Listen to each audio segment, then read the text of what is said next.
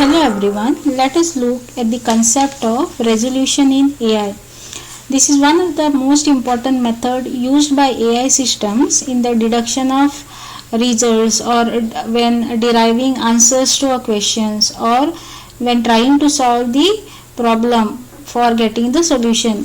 So what is resolution? Now resolution is basically said to be a proof procedure.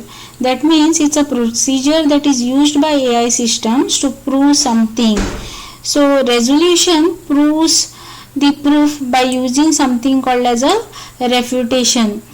Now what is this refutation? It means resolution tries to prove or attempts to show that the negation of a particular statement produces a contradiction with the known statements in the knowledge base. That means it's an act of proving something is false. Now if you have not understood this, let us try to understand this with a concept with a small example as given in this particular slide. Now consider that there is a knowledge base with certain facts, okay, and the fact says that all students who study for exam will pass the exam. Krishna is a student, Krishna studies for exam. Now AI system will not directly understand the statements in natural language. That's why we need to convert them into a first order predicate logic form, or we need to convert it into some knowledge representation format. Now the question that needs to be asked to the AI system is, Krishna passes the exam. Will Krishna pass the exam or no? Or the AI system needs to prove whether Krishna will pass the exam or no. So since AI system requires some way of knowledge representation, we are going to represent all the statements into a predicate logic sentences. So these are the predicate logic statements, and how to convert them into a predicate logic statements we have already seen in the previous lectures. Now the resolution will try to prove in the previous example the contradiction of the statement that Krishna will pass the exam will be false, or produces the contradiction that is unsatisfiable. Now that means it will try to prove that if he wants to try Krishna will pass the exam, it will try to prove that not Krishna passing the exam is a contradiction or it is false. So that means the resolution procedure will try to prove that Krishna will pass the exam by proving that Krishna will not pass the exam is false or a contradiction.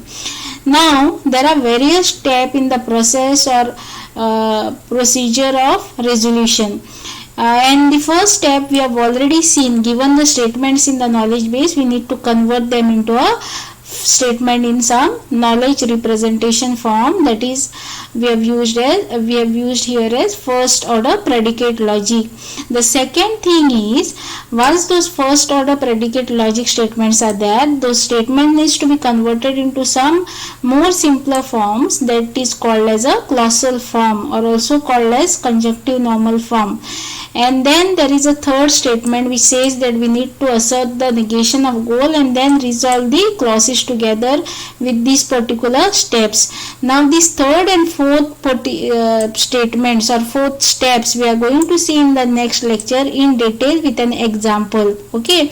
And in this particular lecture we will see what are the steps that are required to convert the statements in first order predicate logic into the statements in clausal form or in CNF.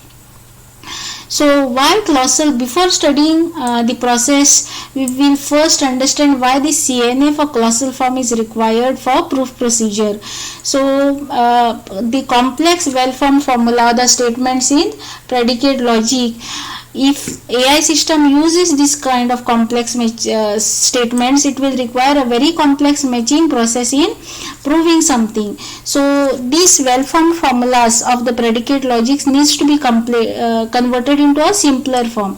Now what does a simpler form means? Means the sentences or the statements which has less embedding of components, so lesser components are embedded, and all those quantifiers such as there exist or for all are separated from the rest of formulas. Okay, and if we see the CNF which we have studied in mathematics has both these properties, and that is why we used CNF for simplifying the predicate logic statements. Now for example, the statements we have studied in the class given in the textbook Rich and Knight, all Romans are for example is sentence is all Romans who know Marcus either hate Caesar or think that anyone who hates anyone is crazy. Now we have to write it into the well form formula, that is FOL, right? So if we write the first order predicate logic, what is the statement we are going to get is this. Okay, we have already seen this in the class. And then if we are going to convert this into a CNF, you can see these statements, this particular statement converted into CNF is much more simpler than this particular statement, and this simpler statement your resolution process is going to be used, okay, by the resolution process by AI system, and the process of matching will become simpler as compared to using this particular statement. Okay, so for resolution to need work, we need to reduce the set of well formed formula into set of clause. Now set of clause is a conjunctive normal formula but with no instances of connector, that means it's a CNF but without a connector end. So what are the steps of converting a well-formed formula into a clausal form, a well-formed formula from first order predicate logic into a clausal form? The first step, we need to eliminate all the material implications by using the fact that A implies B is going to give us not A or not or B. Okay, so if we use the previous statement and then if we perform this, okay, if we perform this, if we try to eliminate this, we are going to get these particular statements. The second thing is we need to reduce the scope of each of negation, okay, to a simple fact by using this particular formula not of P is equal to P, and by using some De Morgan's law. So for example, in this particular statement, if we use this laws, okay, if we use this particular De Morgan's laws, then if we use this particular De Morgan's law, then we can see that this particular statement is converted into this. Okay, so there is, if for example not of A and B or not of A and B, okay, in this statement is converted to not A or not B, and similarly this particular part, right? Okay, next is to standardize the variables so that each quantifier, whether it is not there exist or for all, it binds a unique variable with it. For example, we have a well-formed formula like this, okay, wherein there are two quantifiers, okay, for all. Both the quantifiers you can see are using the same variable x and x, okay. So we need to convert it so that these quantifiers are using two separate variables, so for all x now and for all y. So this step is required for preparing for the next step. Next is move all the quantifiers, that is there exist or for all, to the left of the formula without changing their relative order. For example, these are the quantifiers, right? Can you see it? These are the quantifiers. Now we need to move it to the left, so we have moved it to the left of the formula, okay, and at this point this formula is this particular formula, when we move the quantifiers to the left side, it is called as a prefix normal form, and it is followed by a matrix which is quantifier free. There are no quantifiers in this particular statement, okay. Next is we need to eliminate the existential quantifiers. These are existential quantifiers, there exist y, okay. Now this is done by substituting for a variable a reference to a function. So we can just use this particular statement, and then how we can convert it by using S1, that is a function substituted in place of a variable y. Okay, and then we remove this quantifier, and these particular functions which are substituted in place of this variable is called as something called as a Scholen function. Now these Scholen functions are of two types, one with the argument and one with no argument. So one with the argument is an example of this. Okay, for example, there is a statement which says that for all x there exists y such that father of y is x. Okay, so what we are doing is here in this particular statement is we are using this, in place of this variable we are using a Scholen function with the arguments. Okay, and in this particular example there is a Scholen function without a variable. So the one which are without arguments or variables are called as Scholen constant. That means this S1 is a Scholen constant. Okay, next is we need to drop the prefix that we have just now generated, the prefix of quantifiers. So we need to drop this prefix. Okay, so once we drop this prefix we are going to get only the right side of the formula. So if we take the same example, this is what we are going to get. Next is convert the matrix into conjunction of disjunct. Now for example, in this particular formula there is no conjunction. Okay, so it's only necessary to use the associative property which says this thing, that is A or B or C is equal to A or B or C. Okay, so if we use in our example we can just remove the parentheses. Okay, you can just see we have just removed the parentheses, but sometimes it might be necessary to use both these properties, that is associative property as well as the distributive property. So for example, there is a statement in predicate logic which says that winter and wearing boots or summer and wearing boots. So after the application of the rule, which rule?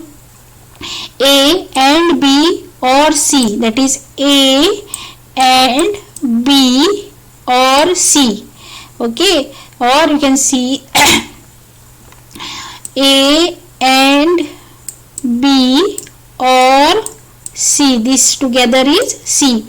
After the application A and B or C, you will get A or C and B or C. So A or C and B or C. Okay, this is by using what? Your distributive property.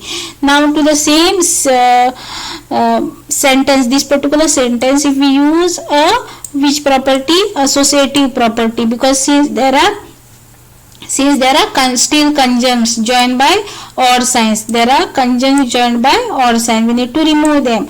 So if we use this associative property on this statement, we are going to get this particular statement. Next is we need to create a separate clause for each of the corresponding conjunct.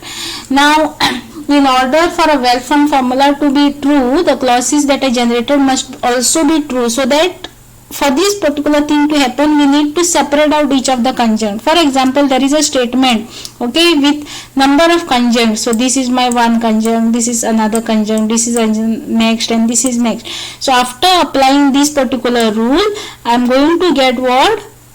These separate conjuncts 1, 2, 3, 4. So this and sign is removed and I have 4 statements separate. Okay. Next is I need to standardize apart the variables in the set of clauses generated in this particular step, the step number 8. Now this is required so that no two clauses can make a reference to the same variable. For example, in each of the clause, if there are two clauses in each of the statement, if there are two clauses, okay, if there are two clauses which makes the reference to the same variable, for example, variable can be x or variable can be x, then we need to rename those variables. Okay, so for example, here we can rename the variable instead of renaming the variable, what we have done is we have separated the existential quantifiers. There exist quantifiers, for all quantifiers. So for all x such that x is p and x is q is equal to, we have written as what, there exists x for only p and there exists y for only q. That means we have tried to separate these particular clauses so that it does not make a reference to the same variables. Now this step of standardization is needed because during the resolution process it is important to instantiate a universally quantifiable variable, that is substitute for a particular value, and after doing this entire process what we get is a set of clauses, each of which is a disjunction of a literals, and these clauses can now be used in the resolution procedure to generate proofs or to prove something. So let us take an example of how this entire conversion is done. Let us take an example which has appeared in one of the question paper. Okay, there are certain statements which were given, that is anyone passing the exam, anyone passing his history exams and winning a lottery is happy, anyone who studies or is lucky can pass the exam, anyone, John did not study but he is lucky, anyone who is lucky wins the lottery, and so on. And the goal to be proved is happy John, whether John is happy. Now if we convert this into first order logic, anyone passing the exam for all x such that x passes history exam and x wins lottery implies that x is happy. So this is how we convert each of the statements into first order logic. Okay, so once this is done, the next statement thing is we need to convert them into a clausal form. That is what we have to see now. So this is my statements in first order logic, predicate logic, and I need to convert them into conjunctive normal form. So if you see the first statement for all x, this particular statement, okay, now what I do is I apply a first step in this process of conversion from predicate logic to your conjunctive normal form. And what is the first step? We remove the implication. You can see there is a implication, okay, and we try to remove this implication.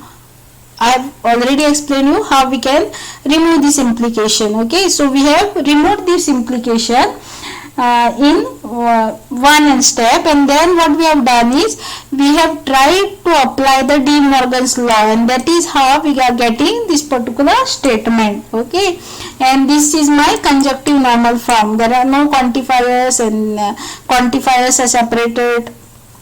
Okay, so no problem with this particular statement. Next is second statement, that is for all x, for all y, and so on. So what we are doing is, in the second statement we are using the point number 7 that is used for conversion from predicate logic to a clausal form. What point number 7 says is that it needs to have a conjunction of disjunction. Okay, so what we are doing here is we are just trying to prove, we are just saying what, we are first removing the implication as in the previous statement. Okay, we have removed the implication, then this is what we get, and then what we are doing is we are using the De Morgan's law, and then we get this particular statement. Okay, and then what we are doing is we are separating the conjunctions.